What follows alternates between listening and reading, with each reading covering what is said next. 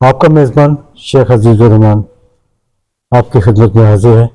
ماہر قانون جناب میاں آصف محمود صاحب کے ساتھ آئین قانون کیا ہے، عدلیہ جج صاحبان کی خدمات اور سوالیہ نشان، انصاف کی فراہمی، مقدمات التوا کا شکار، ذمہ دار کون؟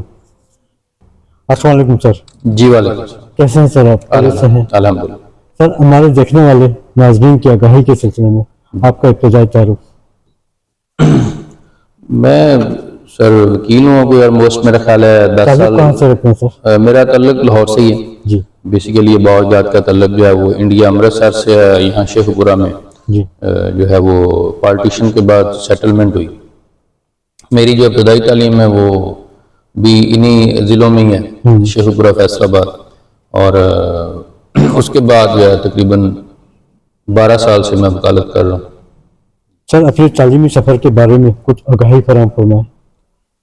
تعلیم جو ہے والد صاحب آرمی میں تھے جی تو ان کے ساتھ جو ہے وہ کافی ساری جو میری سکولنگ ہے وہ آرمی سکولز میں رہی، جی اور اس کے بعد پھر شیخ پورہ میں اور ننکانہ صاحب جو ہے گورنمنٹ کالج، وہاں سے میں نے انٹر کیا، اور گریجویشن جو ہے وہ گورنمنٹ کالج فیصل آباد سے کی۔ LLB جو ہے وہ بہادر یونیورسٹی ملتان سے کیا، اور پھر MPhil لا کیا جو یونیورسٹی آف لاہور سے۔ کون سے سن کی بات ہے سر؟ یہ جو MPhil لا میں نے کیا یہ 2022 میں کیا۔ سر نظام تعلیم پر آپ کی کیا رائے ہے؟ موجودہ نظام تعلیم پر؟ کیونکہ موجودہ نظام تعلیم بشمول جو کہ ادر کنٹریز ہیں، پاکستان بھی ہے، تو بہتری کی گنجائش تو ہر جگہ ہوتی ہے، ضرورت ہوتی ہے بلکہ۔ تو بہتری کی ضرورت آف کورس ہے، کیونکہ جو سرکاری سکول ہیں وہ خالی ہیں، جو پرائیویٹ سکول ہیں وہاں پہ لوگوں کو ترویج دی جاتی ہے کہ وہاں پہ اپنے بچوں کو لے کے جائیں۔ تو میری ہمیشہ سے یہ خواہش رہی ہے کہ سرکاری سکول اس لیول پہ ہو کہ جو آپ کا بچہ ہے وہ سرکاری سکول میں پڑھے، بالکل ایسے جیسے وہ ایک جو ہے وہ رینک اور ہائی رینک سکول ہے، نہ کہ پرائیویٹ سکولوں میں آپ بچوں کو بھیجیں۔ تعلیم جو ہے وہ بیسیکلی ایک بنیادی حق ہے، اور ہم نے جتنے بنیادی حقوق ہیں ان کو بزنسز میں کنورٹ کر دیا۔ اس میں آپ تعلیم، صحت، روزگار، امن، انصاف، تو یہ وہ ساری basic necessities of the life ہیں، لیکن ہم نے ان کو کاروبار میں، حکومت جو ہے حکومتی کاروبار ہے، یہ اس کے حکومتی سایوں میں چلتا ہے اور وہ منافع کماتی ہے، چاہے وہ ہیلتھ ہے، چاہے وہ انصاف کا ہے، اور چاہے وہ ایجوکیشن ہے۔ تو یہ والا سلسلہ ختم ہونا چاہیے، سرکاری سکولوں کا آباد ہونا چاہیے، وہاں پہ داخلوں کی شرح بڑھنی چاہیے، اور پرائیویٹ سیکٹر سے جو ہے وہ بچوں کو ان کو بتانا چاہیے کہ یہ جو پیسہ ہے یہ اسٹیٹ کا ہے۔ جیسے اگر میں مثال دوں کہ کیمبرج یونیورسٹی جو ہے وہ A لیول اور O لیول کی مد میں سالانہ پاکستان کا 50 ارب روپے باہر لے جاتی ہے، ٹھیک ہے؟ ایسا ہیوج اماؤنٹ جو کہ پاکستان میں رہنی چاہیے، اور پاکستان کے اداروں کو اس قابل ہونا چاہیے کہ وہ A لیول اور O لیول کا مقابلہ کریں۔ سر آپ کیا سمجھتے ہیں حالات کو مد نظر رکھتے ہوئے کیا نظام تعلیم میں تبدیلی لانے کی ضرورت ہے؟ بالکل، میں نے جیسے گزارش کی، ضروری ہے یہ جو سارا کام، جس ساری چیزیں میں نے بتائی ہیں، اگر ان کو مد نظر رکھ کے چلیں تو یہ بہت ضروری ہے کہ یہ کیا جائے۔ قائد کے پاکستان میں کیا ہماری پہچان نظر آتی ہے آج کل کے دور میں؟ قائد کا پاکستان تو بس میرا نہیں خیال کہ کبھی قائد کا پاکستان تھا۔ پاکستان تو انہی کا تھا جنہوں نے بنوایا، 23 خاندانوں نے، اور اسی کمپنی نے، ایسٹ انڈیا کمپنی کی ایک کنٹینیوشن تھی جس نے یہ پاکستان بنوایا۔ قائد کا پاکستان تو کبھی نہیں تھا، اور آج بھی کوئی ایسی عوام کا پاکستان نہیں ہے، سرکار کا پاکستان ہے، ان خفیہ اور ان مقتدرہ کا پاکستان ہے جو یہ چلاتے ہیں۔ کیا آپ کو پاکستان روشن نظر آتا ہے سر؟ ہاں، پاکستان روشن ہے۔ وہ جو 23 خاندان تھے وہ اب 44 خاندان ہیں، اور مقتدرہ ہے، اشرافیہ ہے، بیوروکریسی ہے۔ یہ کبھی بھی نہیں چاہے گی، یہ پولیٹیشنز ہیں، یہ کبھی بھی نہیں چاہیں گے کہ پاکستان ناکام ہو ایز اے اسٹیٹ، کیونکہ یہ ہے تو اسی کے نام پہ قرضے آتے ہیں اور اسی کے نام پہ لوٹ مار چلتی ہے، تو یہ چلے گا۔ سر شعبہ وکالت کی طرف آپ کو آنے کا خیال کیسا ہے، جیسا کہ آپ نے فرمایا کہ آپ کے والد محترم تو آرمی میں تھے؟ جیسے میں نے پہلے گزارش کی ہے کہ یہ انصاف جو ہے ایک بیسک نیسیسٹیز آف لائف میں ایک یہ بھی مانا جاتا ہے، تو یہ ضروریات جو ہے وہ زندگی کا اور بنیادی حقوق کا ایک حصہ ہے انصاف، اور یہ ایک میجورٹی حصہ ہے. اگر آپ آج کے دور میں بات کریں تو آپ نے کبھی نہیں دیکھا ہوگا کہ کوئی انسان جو ہے وہ بھوک سے مرا ہوا ہو، اسے کھانا بھی ملتا ہے جی اور باقی سہولیات بھی ملتی ہیں. لیکن آج کے دور میں سب سے زیادہ جو بیسک پرابلم ہے جی اس وقت پاکستان کا، وہ ہے انصاف کا نہ ہونا، انصاف کے حصول میں مشکلات کا ہونا. تو اس کے لیے لوگ جو ہے وہ بہت سفر کرتے ہیں، اور ہم بھی یہی چاہتے ہیں کہ یہ جو ڈپارٹمنٹ ہے یہ مضبوط ہو اور لوگوں کو انصاف کے حصول تک جو ہے وہ مشکلات کا سامنا نہ کرنا پڑے اور فوری اور فری انصاف لوگوں کو ملے. آپ نے اپنی لیگل پریکٹس کا آغاز کس قانون دان کے ساتھ اور کب شروع کیا آپ نے؟ میرا جو ہے وہ ایک ریناؤنڈ نام ہے بہت بڑا، ایک ڈوگر صاحب، جی اللہ تعالیٰ ان کو جنت نصیب کرے، فوت ہو گئے ہیں. میں نے اپنی جو ہے وکالت کا آغاز انہی کے ساتھ کیا تھا، اور ان کی وفات کے بعد پھر میں نے اپنی الگ انڈیپینڈنٹ پریکٹس شروع کی ہے 2022 سے آنورڈ. سر، جیسے کہ ابھی آپ نے فرمایا کہ ایک ڈوگر صاحب کا بڑا نام تھا، جی اور ان کا بھی میں انٹرویو کرنے کا مجھے موقع ملا اسلام آباد میں. جی نئے آنے والے وکلا اپنے سینئر کی پریکٹس سے نالاں نظر آتے ہیں، آرگومنٹس کے موقع پہ ان سے بات نہیں کی جاتی، وجوہات کیا ہیں؟ دیکھیں، تمام سینئر تو ایک طرح کے نہیں ہیں. ڈوگر صاحب کا ایک اپنا مقام ہے اور ان کا ایک اپنا تھا جو ان کی پریکٹس ہے، ایک طریقہ، سلیقہ، ہر چیز.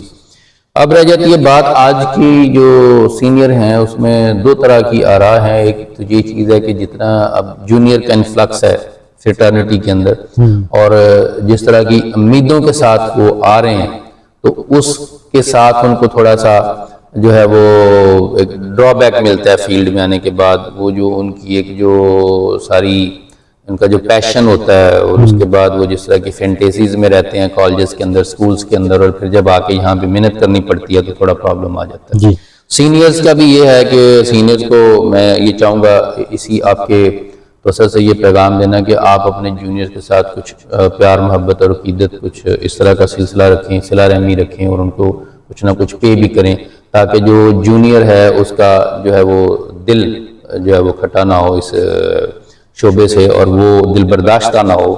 بہت سارے وکلا میں نے دیکھا ہے کہ وہ ملک چھوڑنے کو ترجیح دیتے ہیں، اور بہت سارے وکلا جو ہیں ملک چھوڑ کے گئے بھی ہیں.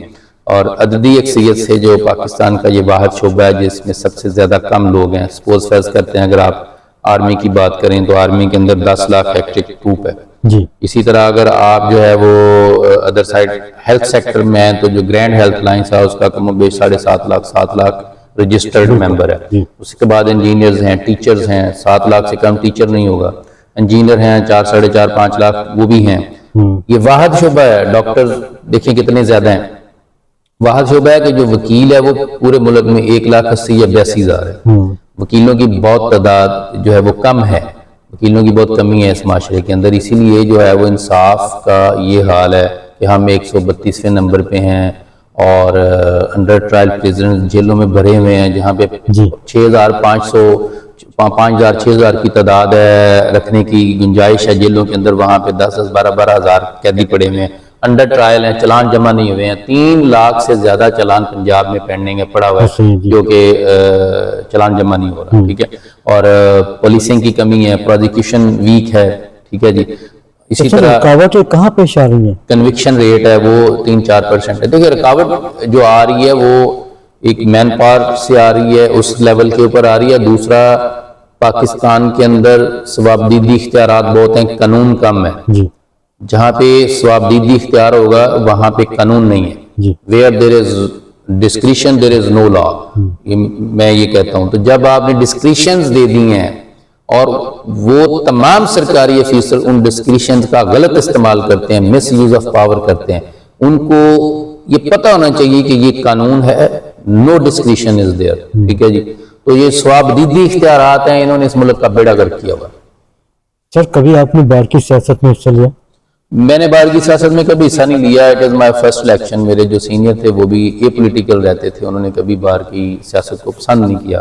کہ ڈوگر صاحب نے اپنی پوری لائف میں کبھی کوئی الیکشن نہیں لڑا. جی لیکن وہ بہت جو ہے وہ ایک پائے کے مشہور و معروف وکیل تھے، اور ایک وقت میں جب گورنمنٹ نے ایک ریفرنس فائل کیا تھا چیف جسٹس افتخار چودھری کے اگینسٹ، تو جو جنرل مشرف ہیں اس وقت، انہوں نے ان کو اپروچ کیا میرے سر کو، تو انہوں نے ریفیوز کر دیا تھا کہ میں کسی بھی غیر آئینی قدم جو ہے وہ اس کا ساتھ نہیں دے سکتا اقدام کا۔ سر کیا آپ کسی پولیٹیکل پارٹی کا حصہ ہیں؟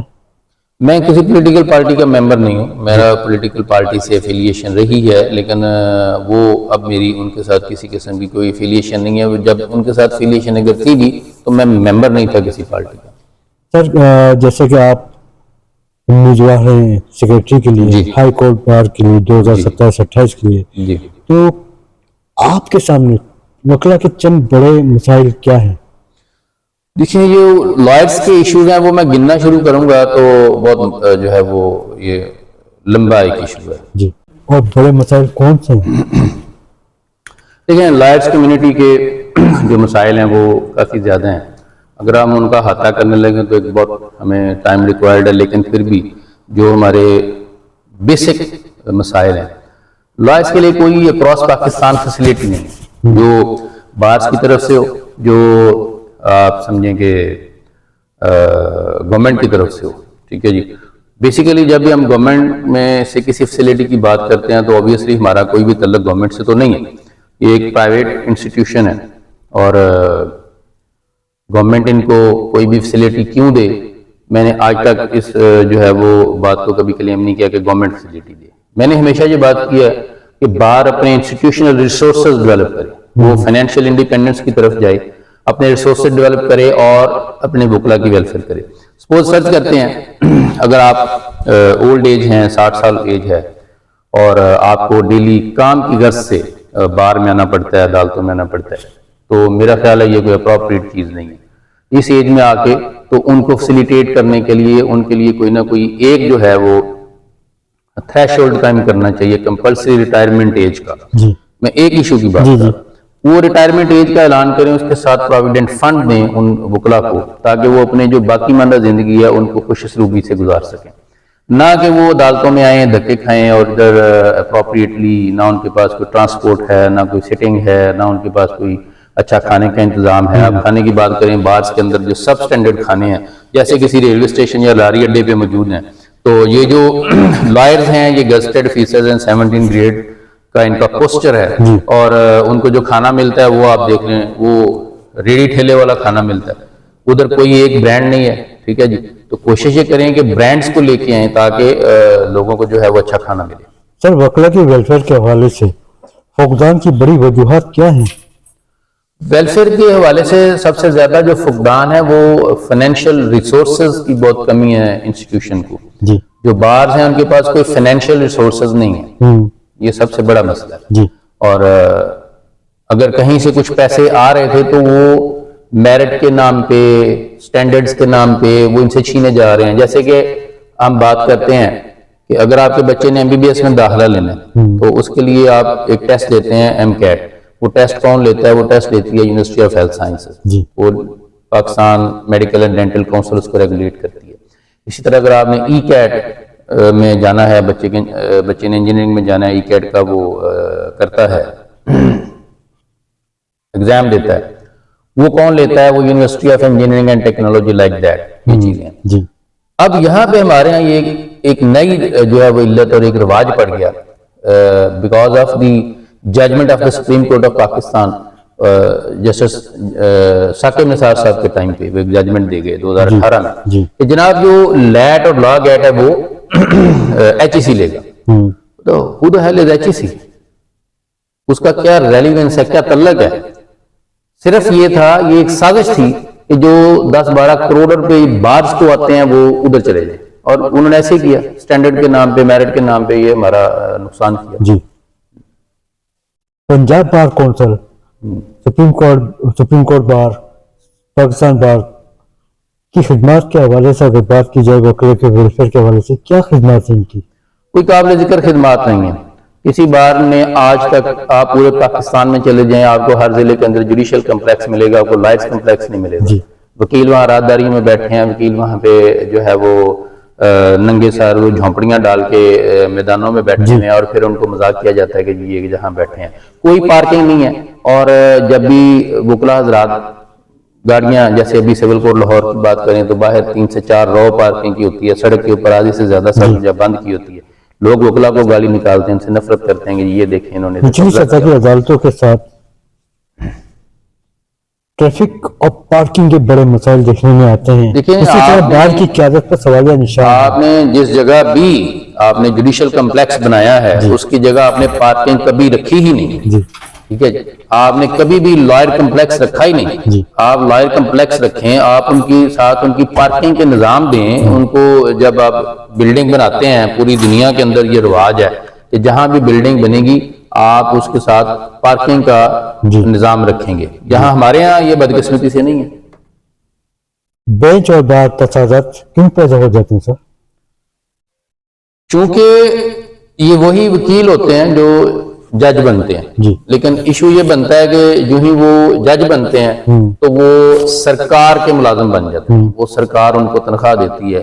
اب پاکستان کے اندر ایک ایشو یہ ہے کہ جو بھی جج صاحب آپ دیکھیں کہ ایک وکیل ہے وہ جج بنتا ہے، جج بننے کے بعد وہ سرکار کا ملازم ہو جاتا ہے۔ آپ دیکھیں آپ اس پورے خطے کے اندر جو سب سے زیادہ اس وقت میری نظر میں ایک مین ایشو ہے وہ یہ ہے کہ جناب اس خطے میں سب سے زیادہ پاکستان کے ججز ہائی سیلریز لے رہے ہیں۔ پاکستان کے جو ججز ایٹ سپریم کورٹ ہیں وہ 32,80,000 روپے پر منتھ سیلری لیتے ہیں، اور اس کے بعد باقی مراد سارا کچھ کر کے ایک جج آپ کو کم و بیش 1 کروڑ روپے میں پڑتا ہوگا۔ اسی طرح اگر آپ ہائی کورٹ میں آتے ہیں تو وہ 32,30,000 روپے 32,50,000 روپے سیلری لے رہا ہے ہائی کورٹ کا جج۔ اتنی زیادہ ہائی سیلری پورے خطے میں کہیں نہیں ہے، اور یہاں پہ یہ لوٹ مار چل رہی ہے اور ججز خود خاموش ہیں۔ ان کو ایک طرح سے میری نظر میں یہ برائب کیا جا رہا ہے، یہ رشوت دی جا رہی ہے۔ آپ کس طرح جسٹیفائی کر سکتے ہیں ایک ایسا تھرڈ ورلڈ کنٹری کہ اس کا جج 30 لاکھ روپے سیلری لے رہا ہو؟ یہ انڈیا میں نہیں ہے، یہ سری لنکا میں نہیں ہے، نیپال بھوٹان میں کہیں نہیں ہے، بنگلہ دیش میں نہیں ہے، ترکی میں نہیں ہے، یہ رشیا میں نہیں ہے، یہ افغانستان میں نہیں ہے، ایران میں نہیں ہے۔ یہاں پہ یہ جج ہے وہ کوئی سرخاب کے پر لگے ہیں، وہ آسمان سے اترا ہوا ہے۔ میں ایک وکیل ہوں، I am eligible to be appointed as a جج آف دا ہائی کورٹ، میں کہتا ہوں مجھے 8-10 لاکھ دے میں تب بھی کرنے کو تیار ہوں۔ کیوں؟ کیونکہ میں یہ سمجھتا ہوں کہ وہ جو 30 لاکھ سیلری آپ کو مل رہی ہے، آپ کتنے دن ڈیوٹی کرتے ہیں؟ پہلے تو آپ یہ بھی دیکھ لیں، 2 دن ویسے آف ہے، اب آپ نے 1-2 دن کی اور چھٹی مار لی، 2 سے 3 دن ہوگی، گرمیوں کی چھٹیاں کر لیں۔ پاکستان کے اندر ورکنگ ڈیز 150 سم تھنگ ہیں اور چھٹیاں 180 پلس ہیں، اور آپ ہر مہینے 15 دن کام کرنے کا 30 لاکھ روپے لے رہے ہیں۔ How it is justified? Right sir, آج کل دیکھنے میں آ رہا ہے کہ بینچ چہرہ شناسائی کے تحت سنوائی اور فیصلوں میں رد عمل کرتی ہوئی نظر آ رہی ہے۔ دیکھیں یہ آج سے نہیں ہے، یہ تو بہت عرصے سے ہے۔ وہی وکلا حضرات جو ہیں وہ 30% وکلا کے جو بچے ہیں وہ جج بنتے ہیں، اور ججز کے بچے آگے ججز بن جاتے ہیں۔ بہت مشہور نام ہے، میں ابھی 1 by 1 نام نہیں لینا چاہتا، اس طرح لوگ یہ سمجھیں گے کہ میں کوئی پرسنل اٹیک کر رہا ہوں کسی کے اوپر، لیکن more than 30% judges are the son of the lawyer judges۔ son of the lawyer سے چلے ایک الگ بات ہے، they are the son of judges basically، وہ they are family of judges، باپ جج، بیٹا جج، دادا جج، سب جج ہیں، ٹھیک ہے جی۔ اب جو آپ فرما رہے ہیں کہ بار اینڈ بینچ میں جو چہرہ شناسائی کا رواج ہے، تو وہ وہی وکلا ہوتے ہیں جو پاکستان بار کونسل کے ممبر ہیں، سپریم جوڈیشل کونسل کے ممبر ہیں، وہ ان کو ججز لگوا رہے ہیں۔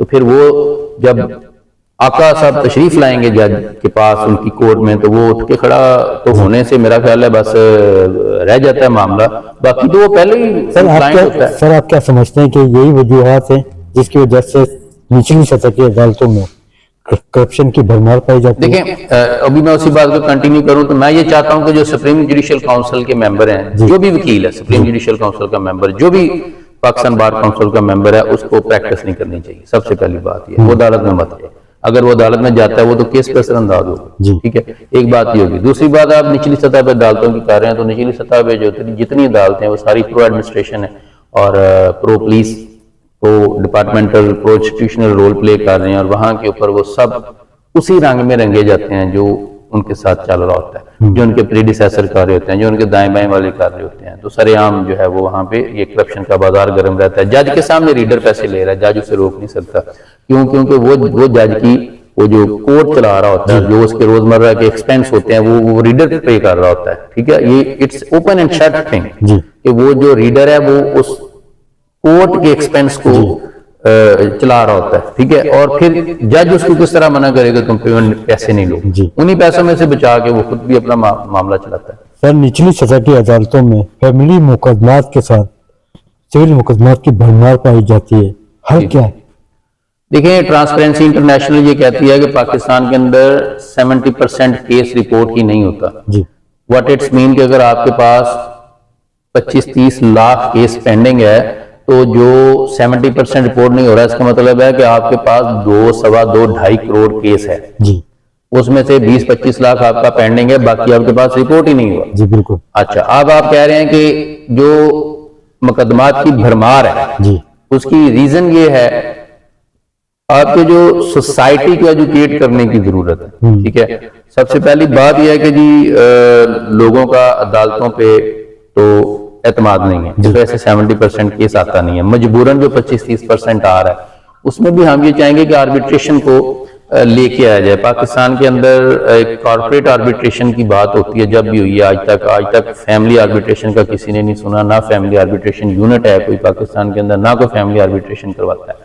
سب سے پہلے آپ کو یہ چھٹیوں کے بعد جب بھی عدالتیں کھلی راولپنڈی کے اندر، ایک ہی دن کے اندر اتنے سینکڑوں کیس جو تھے، 700-800 کیس صرف طلاق کا فائل ہوا۔ جی تو سب سے پہلے ان جو یہ کپلز ہیں جن کی شادیاں ہوتی ہیں تو ان کو یہ سمجھانا بڑا ضروری ہے، ان کی آربیٹریشن بھی کروائی جا سکتی ہے اسی فیز کے اندر، before filing the case, family arbitration کے نام پہ، اور ان کو سمجھانا چاہیے، سائیکولوجیکلی ان کے سیشن بھی کروائے جائیں کہ آپ لوگ نے جو رشتے سوار کیے ان کو نبھائیں، یہ کوئی مذاق تھوڑی چل رہا ہے کہ آج آپ رشتے بناتے جائیں اور پھر آگے چلتے جائیں اور توڑتے جائیں۔ ہائی کورٹ میں تقریباً 26 لاکھ سے زائد مقدمات التوا کا شکار، سپریم کورٹ آف پاکستان میں تقریباً 65,000 سے زائد مقدمات جی بالکل التوا موجود ہیں۔ جی نئے اور پرانے مقدمات کو کیسے نپٹایا جائے؟ دیکھیں سب سے پہلی بات یہ ہے کہ آپ کے پاس ججز کی بہت کمی ہے۔ سپوز فرض کریں اگر ہائی کورٹ کے اندر 60 ججز کی کیپیسٹی ہے اور ان کی سیٹس ہیں ایلوکیٹ جو کی گئی ہیں، تو ماضی سے رونا گانا چلتا چلا رہا ہے، یہ ہمیشہ چلتا رہے گا، اور ہمیشہ سے یہ ہوتا ہے کہ 40-42 جج ڈیوٹی پہ ہوتے ہیں، 18-20 جج کبھی بھی انہوں نے پورے نہیں کرنے، وہ ایک ڈیفیشنسی رہتی ہے۔ میرا تو یہ کہنا ہے کہ آپ 100 سیٹ کریں جج کی اور 100 جج کام کرتا ہو۔ اب آپ خود سوچیں ایک جج کے پاس 100-150 کیس لگتا ہے، 70-80 لگتے ہیں پر ڈے، اگر یہ 40 جج ہیں اور اگر 60 ایڈ کر دیں گے تو کتنا کیس رہ جائے گا؟ 30-35 رہ جائے گا، 40 رہ جائے گا، 50 رہ جائے گا۔ تو وہ جج وہ سارے کیس پراپرلی سن کے اور ڈیلی بیس کے اوپر ہیرنگ کر کے ان کو ان اے ٹائم ان کا ڈسپوزل ہو جائے گا اور ود ان دی ٹائم سپین انصاف ملنا شروع ہو جائے گا لوگوں کو۔ لیکن اگر آپ 40 جج کو سمجھ لیں کہ پر منتھ کروڑ روپے میں آپ کو جج پڑ رہا ہے، تو آپ 100 جج کو 10 لاکھ 12 لاکھ 15 لاکھ سیلری دے دیں تو اسی بجٹ میں 100 جج ہو جائے گا۔ سر انصاف کی فراہمی کے حوالے سے عوام عدل میں رکاوٹیں ذمہ دار کون ہے؟ دیکھیں اس میں جو نظام عدل میں جتنی علتیں ہیں، جتنی ساری پرابلمز ہیں اور جو انصاف کی راہ میں رکاوٹ ہے وہ سرکار ہے۔ سرکار بذات خود، سرکار کے جتنے سٹیک ہولڈر ہیں، میں نے کبھی بھی سرکاری افسر نہیں کہتا یہ عوامی نوکر ہیں، یہ عوام کے نوکر ہیں، ان کو یہ بات بھول گئی ہے، عوام کے ٹیکس سے پلتے ہیں، ان کے ٹیکس سے پیسہ لیتے ہیں، ان کا خون پیتے ہیں یہ لوگ، اور اس کے باوجود ان کو انصاف نہیں ملتا، شنوائی نہیں ہوتی۔ آپ کسی سرکاری افسر میں چلا جائیں تو جو عوامی نوکر ہے وہ سرکاری نوکر جو ہے وہ ادھر سرکاری بادشاہ بن کے بیٹھا ہوتا ہے، ہر دفتر میں ایک فرعون ہے، اور اس کے بعد پتہ چلتا ہے کہ سائد میٹنگ پہ ہیں۔ تو ہیلپ ود دیئر میٹنگ، یہ اتنی میٹنگ کھیلتے ہیں سارا دن، اور ملک کا بیڑا کر کے انہوں نے کیا ہے، ان کی میٹنگ میں پتہ نہیں کون سے گل کھلائے ہیں۔ آپ نے جب بھی میٹنگ کرنی ہے تو آپ اپنے آفس ٹائم کے ادر ٹائم پہ میٹنگ کریں، آپ سائلین کے ٹائم کو کھا کے میٹنگ کرتے ہیں، حرام کرتے ہیں آپ اپنی ڈیوٹی کو۔ اور جو نظام انصاف کا مسئلہ ہے، اس میں جج ملوث ہیں، وکیل ملوث ہیں، اس میں سرکار ملوث ہے، سرکار کے ڈپارٹمنٹ کا ہر افسر ملوث ہے، پولیس ملوث ہے، پولیس اپنا کام دھیان سے نہیں کرتی، ساری ڈیفیکٹیو انویسٹیگیشن، جعلی مقدمے، موسٹلی پورے پاکستان کے اندر اگر 1 لاکھ FIR ہوتی ہے تو 50,000 اسٹریٹ وے جعلی، ٹھیک ہے، اور 50,000 جو باقی بچتا ہے اس میں تفتیش کا یہ عالم ہے کہ تفتیشی پیسے لے کے بیان لکھ دیتا ہے، کیونکہ اس کے پاس ثوابدیدی اختیارات ہے، جیسے میں نے گزارش کی تھی کہ ثوابدیدی اختیارات کا غلط استعمال ہے۔ ہمیشہ وہ ضمنیہ غلط لکھے گا، اپنی فائنڈنگ غلط لکھے گا، بیگنا کو گناہگار، گناہگار کو بیگنا کر دے گا۔ ان کو اپنی بالکل نہ دنیا کا خیال ہے، نہ آخرت کا خیال ہے، نہ اپنے بچوں کا خیال ہے۔ میں ایک پولیس میں نے جانتا ہوں، ہمارا ایک ریہیب سینٹر ہے ہم نشے کا، جو میرا پینل ہے وہ مریضوں کا علاج کرتے ہیں۔ ایک پولیس مین کا اکلوتا بیٹا ہے، وہ میرے پاس آیا کہ جی اس کا علاج کریں، وہ نشئی ہے بیچارہ، اس کی مینٹلی ریٹارڈ ہے، پاگل ہو گیا وہ بچہ، ایک بچہ ہے اس کا۔ یہ سب کیوں ہوا؟ وہ پولیس افسر، میں نے تو آپ کو نام نہیں نہ بتایا نہ بتاؤں گا، لیکن وہ سب سے بڑا ایک رشوت خور پولیس ہے، ٹھیک ہے، لوگوں کے آپ سمجھیں کہ وہ گھر بار بیچ کے بھی پیسے دے اور اس کا گھر بار نہیں بچا۔ سر آپ ان کے لیے عبرت کم تھا۔ سر آپ کیا سمجھتے ہیں کہ ماضی سے لے کر موجودہ وقت تک جتنی بھی حکومتیں پاکستان پر مسلط ہوئی، نظام عدل کو نیچا دکھانے کی کوشش کی گئی؟ نظام عدل کو کبھی انڈیپینڈنٹلی ورک کرنے نہیں دیا گیا، کیونکہ اگر نظام عدل انڈیپینڈنٹلی ورک کرے گا تو گورنمنٹ کے لیے پرابلم آئے گی۔ گورنمنٹ نے ہمیشہ غیر قانونی اقدامات کیے ہیں، ایبروگیشنز کی ہیں کانسٹیٹیوشن کی، کتنے آپ نے دیکھا کہ جنرلز آئے جنہوں نے یہ آئین کو توڑا اور ایبروگیٹ کر کے اپنی حکومت بنا لی، کتنے ایسے سویلین آئے جو ذوالفقار علی بھٹو صاحب جو اس ملک کے بہت بڑے جمہوری لیڈر ہیں اور سب کچھ ہے، وہ کیسے آئے؟ He was the first civil law administrator, civil martial administrator, ٹھیک ہے، آپ انہیں جتنا مرضی جمہوری کہہ لیں، لیکن آنے کا طریقہ وہی تھا جو آپ کو پتہ ہے کہ غلط طریقہ تھا۔ اسی طرح آگے جو پی ایم ایل این لے لیں، آپ یہ عمران خان صاحب کو لے لیں، 2018 میں اگر یہ ایک غلط طریقے سے گٹھ جوڑ نہ کرتے، ٹھیک ہے، عمران باجوہ گٹھ جوڑ، تو یہ کبھی گورنمنٹ میں نہ آ پاتے۔ اسی طرح آپ نواز شریف کو لے لیں، اگر وہ کبھی بھی ضیاء کی گود میں نہ بیٹھتا تو کبھی آج نواز شریف نہ ہوتا۔ تو اس ملک کی جو ہسٹری ہے وہ یہی ہے، جج، جرنیل، صحافی اور پولیٹیشین، یہ سب کا گٹھ جوڑ ہے، انہوں نے اس ملک کا بیڑا گرک کیا۔ کہا جاتا ہے سر نظام عدل میں جسٹس منیر کے دور سے خامیاں شروع ہوئیں، اس کے بعد آتے ہیں جسٹس ثاقب نثار صاحب، اس کے بعد ایک مومنٹ چلتی 2007 میں علی احمد قرب صاحب کی سربراہی میں۔ جسٹس منیر تو اب بہت بعد میں آ گیا، مولوی تقی الدین کیس کو وہاں سے بھی یہی چل رہا ہے۔ جسٹس افتخار محمد چودھری صاحب کی بحالی اور عدلیہ کی آزادی کے حوالے سے ایک مومنٹ چلتی ہے علی احمد قرب صاحب کی سربراہی میں، جس میں تمام وکلا نے شرکت کرتی ہے، اور اس تاریخ نے سے بھی خامیاں شروع ہوئی 2007 کی مومنٹ سے۔ اس کے بعد آتے ہیں جسٹس ثاقب نثار صاحب، اپنی غلطیوں کا اعتراف کر کے جاتے ہیں۔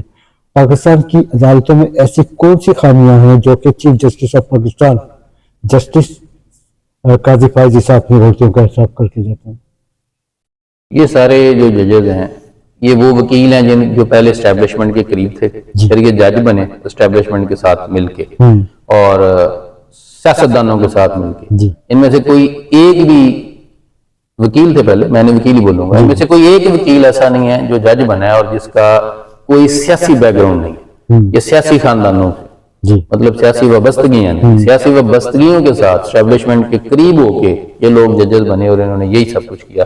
جو رہ گئی آپ کہہ رہے ہیں تحریک کی بات، وکلا تحریک 2007، یہ کوئی خود ساختہ تحریک نہیں تھی، یہ کوئی خود راؤ تحریک نہیں تھی، یہ کوئی ایسی تحریک نہیں تھی کہ جو ہے وہ آپ سمجھیں کہ یہ ایرپٹ ہوئی ہے، نہیں، یہ تحریک تو پیدا کی گئی ہے، یہ پیسے کا کمال تھا، بارز کو پیسہ بانٹا گیا، ٹھیک ہے جی، پیسہ بانٹ کے یہ تحریک پیدا کی گئی۔ تحریک تو آپ کہہ رہے ہیں تحریک کے بعد خرابیاں نہیں ہیں، تحریک خود ایک خرابی کا آغاز تھا، تحریک خود ایک خرابی سے جنم لی۔ جو تحریکیں پیسے کے بل پہ چلتی ہیں ان کا یہی حال ہوتا ہے۔ تو سر چیف جسٹس افتخار محمد چودھری اپنی ملازمت پر بحال ہوتے ہیں، 109 جج صاحبان کو نظر انداز کرنے کی وجوہات کیا تھیں؟ لیکن میں پہلے بار بار ایک ہی بات کروں گا نا، وجوہات ہمیشہ سے وہی ہیں کہ آپ جب اسٹیبلشمنٹ کے منظور نظر ہوتے ہیں تو ہو جاتا ہے۔ اب یہاں پہ یہ بھی لوگ بات کرتے ہیں کہ جی دیکھیں وہ تو اسٹیبلشمنٹ کے خلاف تھے، تو میں نے کہا کہ آپ ہوش کے ناخن لیں، اسٹیبلشمنٹ کسی ایک فرد کا ایک گروہ کا نام نہیں، اسٹیبلشمنٹ کے اندر کتنے گروہ ہیں یہ آپ خود نہیں جانتے۔ آئین قانون میں ترمیم، 27ویں آئینی ترمیم پیش کی گئی، عوام اور وکلا کو نظر انداز کیا گیا، کیوں؟ آپ کا سوال کیوں سے ہے تو وہ آپ کو پوچھنا چاہیے اسٹیبلشمنٹ سے کہ انہوں نے ایسا کیوں کیا، جنہوں نے کروایا، یہ ترمیم کہاں لکھی گئی، وہاں پہ تو جو اسمبلی میں لوگ بیٹھے تھے وہ کہہ رہے تھے ہمیں مسودہ ملا ہے، لکھی کس نے تھی؟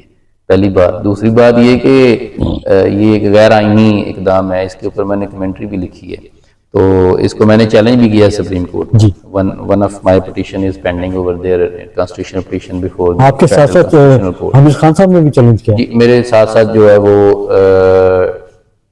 46 پٹیشن اور ہیں اسی میں، وہ ساری پینڈنگ ہے، اور وہ اللہ کے فضل سے پینڈنگ رہیں گی، وہ کبھی نہ لگیں گی کورٹ میں اور نہ سنی جائیں گی، کیونکہ وہ جج جو خود اس امینڈمنٹ کی پیداوار ہے وہ اس کو کبھی نہیں سنے گا. ٹھیک ہے، تو لہذا یہ ایسے پینڈنگ رہے گی، عمر گزر جائے گی اللہ کی فضل سے انشاءاللہ.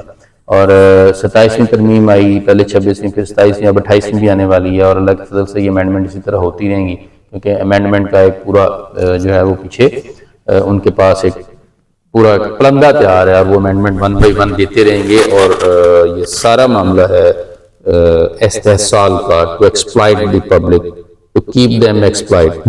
ان کا استحصال ایسے ہی جاری رہے گا، اسی طرح رہے گا. یہ قوانین جو بن رہے ہیں یہ امیروں کے لطف کے لیے بن رہے ہیں اور غریبوں کو دبانے کے لیے بن رہے ہیں. سر 27ویں آئینی ترمیم، آئینی عدالتیں قائم، کیا سپریم کورٹ کے جج صاحبان اپنی خدمات باخوبی خدمات انجام نہیں دے پا رہے جس کی وجہ سے آئینی عدالتیں قائم کی گئی؟ ایک اسپیکٹ جو میں نے ڈسکس کیا، اور دوسرا اسپیکٹ یہ ہے کہ جب بھی کوئی ترمیم آئے گی، نئے قانون آئیں گے تو ہمیں ڈائجسٹ کرنے میں تھوڑے سا ایشو ہوگا، ہمیں پرابلم ہوگا. جی ادروائز ایک میرا ویو ہے، جو یہ ساری چیزیں میں نے بتائیں وہ ایک اپنی جگہ ہیں، لیکن اب اگر میں اس کو ایک وکیل کی حیثیت سے دیکھوں تو اگر ایک امینڈمنٹ آئی ہے تو جو آپ کا لیجسلیچر ہے اس کا کام ہے قانون کو بنانا. اگر میں ایک وکیل پروفیشنلی میں اس کو دیکھوں تو اس کا کام ہے قانون بنانا، اور آئینی عدالتوں کا کام ہے قانون کو انٹرپریٹ کرنا، اور وکیل کا کام ہے عدالت کو اسسٹ کرنا. تو پھر کوئی مسئلہ نہیں ہے، پھر مجھے جو قانون بن گیا ہے، جو آئین بن گیا ہے، مجھے اس کو پڑھنا چاہیے، انٹرپریٹیشن کو پڑھنا چاہیے، اور جو میں کورٹ کو اسسٹ کر سکتا ہوں مجھے وہ کرنا چاہیے، پھر اس میں کوئی ایشو بھی نہیں ہے. نظام عدل میں خامیوں کا سلسلہ جاری، جسٹس طارق محمود جہانگیری کی ڈگری پر سوالیہ نشان. ذمہ دار کون؟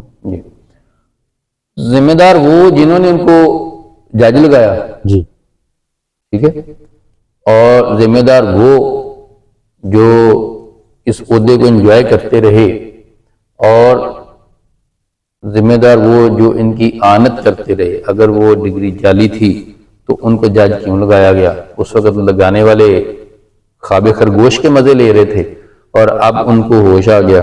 تو آج جب جسٹس جہانگیری نے پرو اسٹیبلشمنٹ فیصلے دینے سے انکار کر دیا تو پھر ان کی ڈگری جعلی یاد آ گئی. تو تب انہی لوگوں نے لگایا، انہی لوگوں نے سکروٹنی کی، اسی آئی بی نے کلیئرنس رپورٹس دیں. تو پھر وہ لوگ کون تھے؟ اگر ان کو آپ نے ڈی نوٹیفائی کیا ہے، ان کو سیک کیا ہے، ان سارے لوگوں کو میرے خیال کے مطابق پینالائز کرنا چاہیے، ان کے خلاف کیسز کرنے چاہیے 420 68 کے کہ انہوں نے ایک غلط بندے کو جج لگایا. جی آپ کیا سمجھتے ہیں سر، چیف جسٹس اسلام آباد ہائی کورٹ نے جسٹس جہانگیری کو نوٹیفائی کیا، یہ سپریم جوڈیشل کمیشن کا کام تھا یا چیف جسٹس اسلام آباد ہائی کورٹ کا؟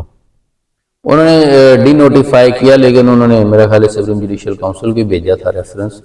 تو بہرحال پروسیجرل کوئی بھی جو ٹیکنیکلی اپس اینڈ ڈاؤنز ہیں، فالٹس ہیں، they can be ignored as well. اگر وہ سپریم جوڈیشل کاؤنسل نے بھی اس کو اپہیلڈ کر دیا تو ٹھیک ہے، ہو گیا. وہ ہائی کورٹ بار کی اگر بات کی جائے، آپ اس کے امیدوار ہیں سیکریٹری کے لیے، آپ کے پاس کیا تجاویز اور کیا منشورات ہیں جس کے تحت اپنے وکلاء جی کے لیے اہم کردار ادا کر پائیں گے آپ؟ دیکھیں میں نے تو منشور دیا ہوا ہے اپنا لائرز ویلفیئر کے لیے. یہاں پہ آپ انٹرنیشنل کچھ برانڈز کو لے کے ہیں، جیسے میں نے پہلے بتایا کہ ریڈی ٹھیلے والا کھانا مل رہا ہوتا ہے، تو وہ بھی کرنا چاہیے. اس کے بعد یہ ہے کہ آپ جو ہے وہ لائرز کے لیے وہاں پہ جو سٹنگ ہے وہ بہت ہی ایک مطلب سب سٹینڈرڈ سٹنگ ایریاز بیٹر نہیں ہے، سیٹنگ بیٹر کی جا سکتی ہے، ان کے لیے کھانے کا اچھا انتظام کیا جا سکتا ہے. بیسک جو مسئلہ ہے ہائی کورٹ کا وہ پارکنگ کا ہے. پارکنگ بالکل نہیں ہے، ایک ہی گیٹ سے انٹری ہے وکلا کی، اسی گیٹ سے ایگزٹ ہے، اور سارا دن وہاں پہ صرف ضلالت چل رہی ہوتی ہے. ساتھ میں خالی پلاٹ پڑا ہوا ہے اس کے اندر 2-3 منزلہ بلڈنگ بنا کر، تو وہاں پہ پارکنگ کا بڑا اچھا مسئلہ حل کیا جا سکتا ہے. اور اس کے علاوہ جو بار اینڈ بینچ کی جو کوآپریشن ہے وہ بالکل زیرو لیول پہ رہتی ہے. بینچ جو ہے ہمیشہ انفیریئر رول پلے کرتا ہے. بہت سارے ایسے مسائل ہیں جن کے اندر جو بینچ ہے وہ اپنا ایکٹیو رول پلے کر کے کوئی ریلیف دلوا سکتا ہے لوگوں کو، لیکن وہ صرف اور صرف ججز کے ساتھ اچھے تعلقات کو لے کے. ہر بار جو ہے کمپیوٹرائزڈ ہے، چیک اینڈ بیلنس نظر نہیں آتی، جعلی وکلا کی بھرمار. آپ جیسی شخصیات بری طرح متاثر ہوتی ہیں، جعلی وکلا کی بھرمار کو کیسے روکا جائے؟ جعلی صرف وکیل تو نہیں ہیں، جعلی تو اس ملک میں میرا خیال ہے جرنیل بھی ہوں گے، جعلی ڈاکٹر بھی ہیں، جعلی ٹیچر بھی ہیں، جعلی صحافی بھی ہیں. تو بار بار ایک بات بہت سننے کو ملتی ہے، جعلی وکیل، اور ایک وکلا کو عوام کی نظر میں بدنام کرنے کے لیے صرف جعلی وکیل کی حد تک بڑا شور ہوتا ہے. تو جعلی صحافی کا نام کیوں نہیں لیا جاتا، جعلی ڈاکٹر کا کیوں نہیں لیا جاتا، جعلی انجینئر کا نہیں، ٹیچر کا کیوں نہیں لیا جاتا، جعلی جج جرنیل کو کیوں نہیں پکڑا جاتا؟ تو ادھر بھی جائیں. یہ اگر میں نے بتایا 2.25 لاکھ وکیل ہے تو کتنے جعلی ہیں، کیا سلسلہ؟ ایک بیماری ملک میں بڑی تیزی سے پھیلتی چلی جا رہی ہے، سائبر کرائم. جی، یہ سائبر کرائم کیا ہے، حکومت کی کیا خدمات ہیں، اور FIA کا کیا کردار ہے؟ Because of the digital emergence, جب یہ سوشل میڈیا کا دور ہے، ڈیجیٹل ایمرجنس آ رہی ہے، جی تو آف کورس جب جتنے زیادہ پاکستان میں اگر 8 سے 10 کروڑ اکاؤنٹ ہیں جی تو اوبیسلی پھر وہ یوزیج آئے گی تو مس یوز بھی آئے گا، مس یوز آئے گا تو وہ کرائم بھی ہوگا. اور جو آپ کا رہ گیا ایک نیا separate dedicated free from the FIA hold ایک نیا ادارہ قائم کر دیا NCCA، national cyber crime control agency.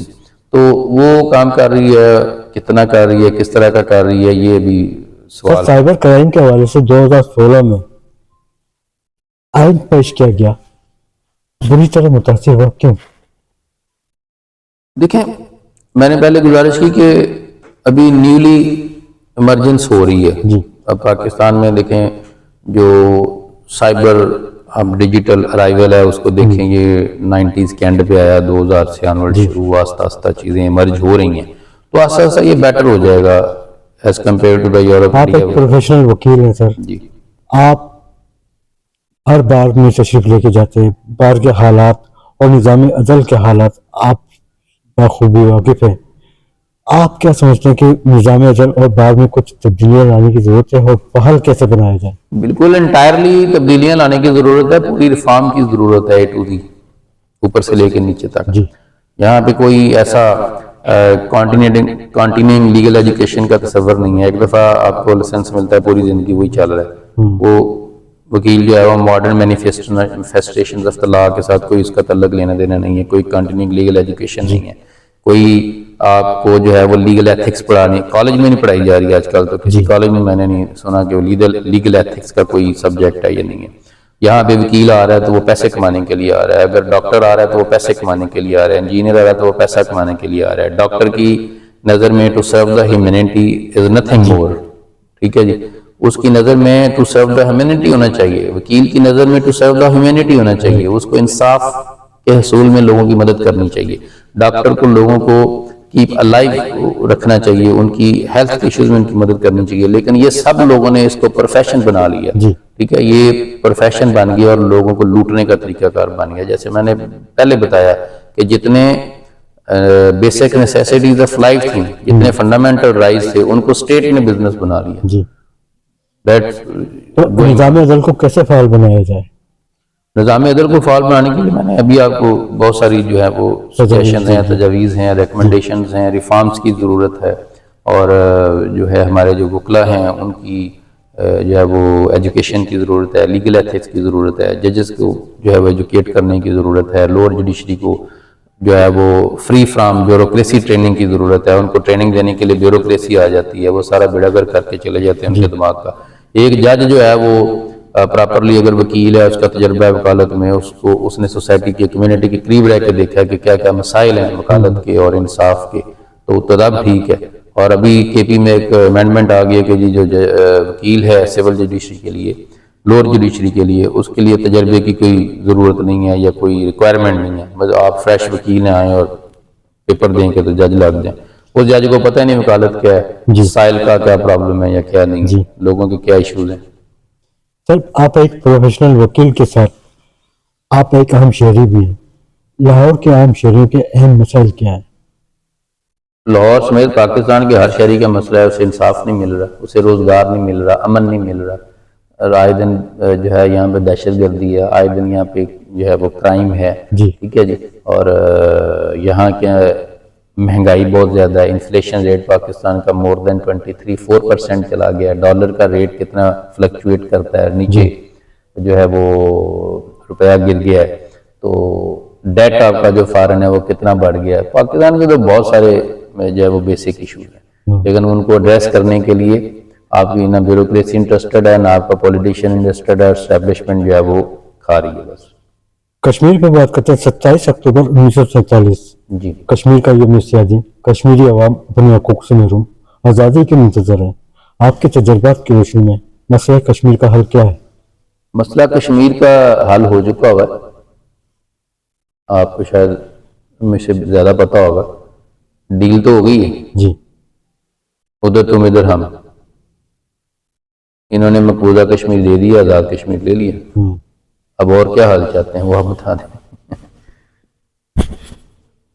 کشمیریوں کی عظیم قربانیاں، عظیم جانوں کا نذرانہ، جی، حکموں ہوتے وقت خاموش تماشائی۔ آپ کشمیریوں کا نہیں کہہ سکتے، آپ کشمیری جو لوور طبقے کی عوام ہے اس کا کہہ سکتے ہیں۔ جو آپ کا کشمیری لیڈر ہے، جو قائد ہے، وہ پاکستان کے ساتھ بیٹھ گیا، آزاد کشمیر والا، انڈیا والا ادھر بیٹھ گیا، جی۔ اس میں تو کوئی دو رائے نہیں ہے۔ آپ کا جتنا کشمیری لیڈر ہے، آپ کے جتنے وزرائے اعظم ہیں، جی۔ ان کو کون بناتا ہے؟ آزاد کشمیر کی حد تک بات کریں جی۔ جی۔ تو وہ پاکستان کی کٹ پتلی گورنمنٹ ہے۔ جی۔ آپ کی فارن پالیسی پاکستان کی اسٹیبلشمنٹ کی، آپ کی معاشی پالیسی، فائنینس پالیسی وہ پاکستان کی، جی۔ پیسہ پاکستان کا، اور آخری چیز آپ کی ڈیفینس لائن وہ پاکستان کی۔ پاکستان کی۔ جو آزاد کشمیر کی بات کرتا ہوں، پاکستان آکوپائڈ کشمیر کی بات کرتا اب آئی او کے میں آ جائیں، انڈین آکوپائڈ کشمیر میں، تو یہ ساری چیزیں ان کے پاس۔ کشمیری لیڈر یاسین ملک جی۔ زندگی اور موت کی کشمکش میں جیل میں قید ہیں۔ مشال ملک صاحبہ انصاف کی فراہمی کے حوالے سے در بدر کے دروازے کھٹکھٹا رہی ہیں، آپ کیا سمجھتے ہیں کہ یاسین ملک کو کوئی انصاف مل پائے گا؟ مشال ملک جو ہیں وہ directly in contact with me ہیں سنس کوئی مور دین 6-8 منتھ۔ میں آپ کی یہاں جو ہے وہ پلیٹ فارم کے توسط سے ان کو برا لگے یا اچھا لگے، جی۔ انصاف کے حصول کے لیے وہ کسی دروازے پہ نہیں گئی ہیں۔ باروں میں چکا خطاب بھی بار میں ان کو کیا ملے گا؟ جی۔ ان کو کورٹ سے ملے گا، اور وہ کس کورٹ میں گئی ہیں وہ آپ دیکھ لیجئے گا، پوچھ لیجئے گا، وہ کسی ایسی کورٹ میں نہیں گئے ہیں جی۔ جس کورٹ کا کوئی بھی ڈائریکٹ اور indirect link with that issue ہو جو یاسین ملک صاحب فیس کر رہے ہیں۔ یاسین ملک صاحب ہمارے بھائی ہیں، اور انہوں نے خود جو اس کیس کے بارے میں، اب آپ کیا جانتے ہیں یہ مجھے نہیں پتا، اس کیس کے بارے میں چونکہ میں پڑھ چکا ہوں، جی۔ اور اب مجھے آپ بتا دیجئے گا کہ جو ایک ایکیوزڈ ہے، جو ایک ملزم ہے، جب وہ ایڈمٹ کر رہا ہے کہ اس نے یہ کیا ہے، تو پھر قانون کہاں کھڑا ہے، عدالت کہاں کھڑی ہے، اور مشال ملک صاحبہ کہاں کھڑے ہیں، وہ کیا کر پائیں گے؟ مجھے نہیں سمجھ آ رہی کچھ۔ کشمیر نیوز چینل کی سالگرہ جی۔ عن قریب جسٹس عباد الرحمان لودھی صاحب کی سربراہی میں اسلام آباد میں منعقد ہو رہی ہے، جس سے مہمان خصوصی پیر مسعود چشتی صاحب، vice chairman Pakistan bar council تشریف فرما ہے۔ اس حوالے سے آپ کشمیری عوام کو کیا پیغام دینا چاہیں گے؟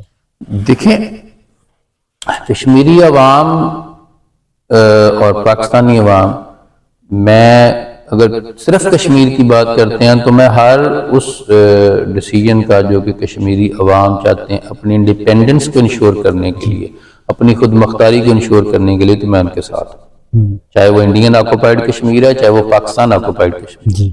ان کے جو لیڈرز بیہائنڈ دا بار ہیں، مجھے جس سطح پہ جیسے بھی مشال ملک صاحبہ سے بھی میری کئی بار ملاقات ہوئی ہے، اور میں نے ان کو ہر طرح سے یہ یقین دلایا کہ آپ پاکستان میں، انڈیا میں، یا آپ انٹرنیشنل کورٹ آف جسٹس میں، یا جہاں بھی آپ کو ضرورت پڑتی ہے، میں حاضر ہوں، ٹھیک ہے، میں اس سے پیچھے نہیں ہٹتا۔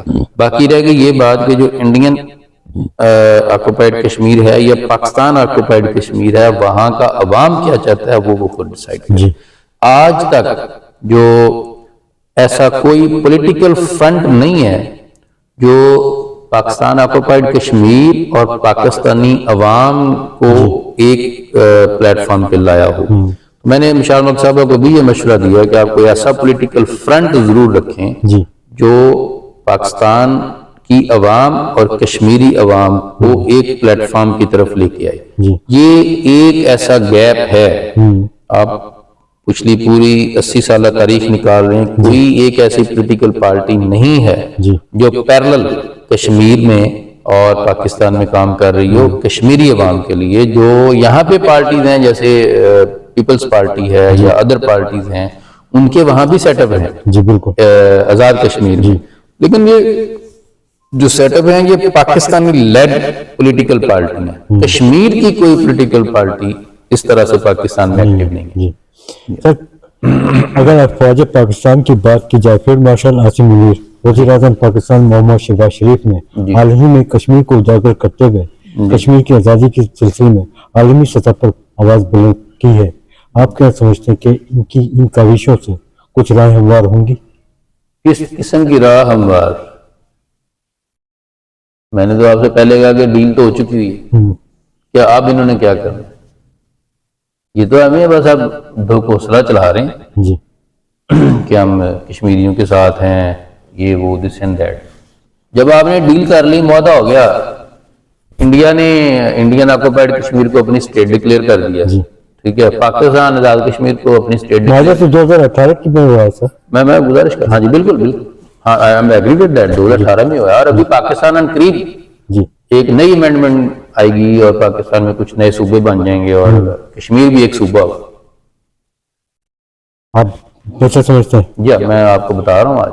بہت شکریہ سر آپ کا وقت دینے کا، بڑی نوازش آپ کی، سنا ہے۔ Thank you sir.